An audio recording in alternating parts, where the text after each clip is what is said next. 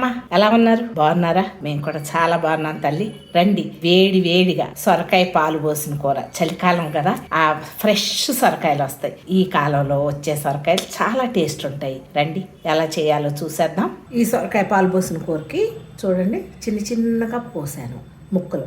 అలాగే 4 పచ్చిమిరపకాయలు. కారం వేయకూడదు, కారం వేస్తే టేస్ట్ బాగుండదమ్మా. అలాగే కొంత కరివేపాకు. నూనె చాలా తక్కువ వేసుకోండి, ఎక్కువ వేయొద్దు. పాలు పోసిన కూరల్లో నూనె వేయకూడదు. అలాగే ఆవాలు 1/2 స్పూను, జీలకర్ర 1 స్పూను వేసుకోండి. ఈ పాలు పోసిన కూరలో ఉల్లిపాయలు అవసరం లేదమ్మా. సొరకాయ, కరివేపాకు, పచ్చిమిరపకాయ ముక్కలు ఒకటేసారి వేసేసుకోండి.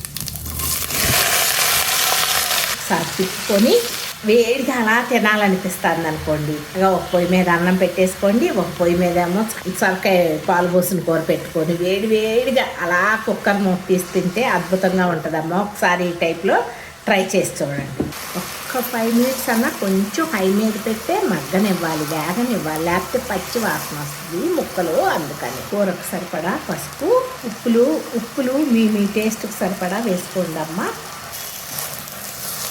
2 మినిట్స్ తర్వాత కొంచెం నీళ్ళు, ఇన్ని నీళ్ళు చిలకరించి మూత పెట్టేద్దాం. చూడండి, కొన్ని వాటర్ పోస్తున్నా.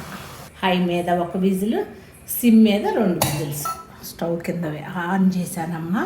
కొంచెం నీళ్ళే పోసాను కదా, కానీ ఉన్నాయి. చూడండి, సొరకాయలో నీరు ఉంటుంది కదా, అందుట్లో చలికాలం కదమ్మా. కూర ఎప్పుడైనా కూడా ఇట్లా తిప్పుకునేటప్పుడు ఇట్లా ఊరిని అలా గరిటితో అనుకొని చేసుకోండి, లేకపోతే ముక్కలన్నీ దూరంగా అదేదో తిన్నట్టు ఉంటుంది. ఇట్లా కొంచెం అలా అనుకుంటే పాలు పోసిన కూరలో టేస్ట్ బాగుంటుంది.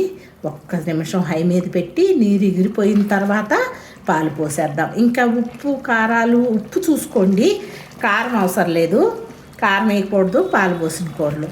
పచ్చిమిరపకాయల కారమే వేసుకోవాలి. ఎగిరిపోయింది కదా నీరు. నేను 1 సొరకాయకి 1/2 లీటర్ పాలు పోస్తున్నా. పాలు ఎక్కువ పోస్తే టేస్ట్ ఇంకా బాగుంటుంది అమ్మ. చిన్న గ్లాస్ కూడా పోసుకోవచ్చు, ఒక్కొక్కళ్ళు ఒక్కొక్క రకం. ఒక్కొక్కళ్ళు అయితే ఎంత చిన్ని గ్లాస్తో, టీ గ్లాస్తో కొంచెం పోస్తారు, అదొక టేస్ట్. సొరకాయ పాలు పోసిన కూరలో అయిపోయిందమ్మా. స్టవ్ ఆఫ్ చేసుకోండి. నచ్చిందా తల్లి ఈ సొరకాయ పాలు పోసిన కూర? నచ్చితే కనుక లైక్ చేయండి, షేర్ చేయండి, సబ్స్క్రైబ్ చేయండి. Thank you so much.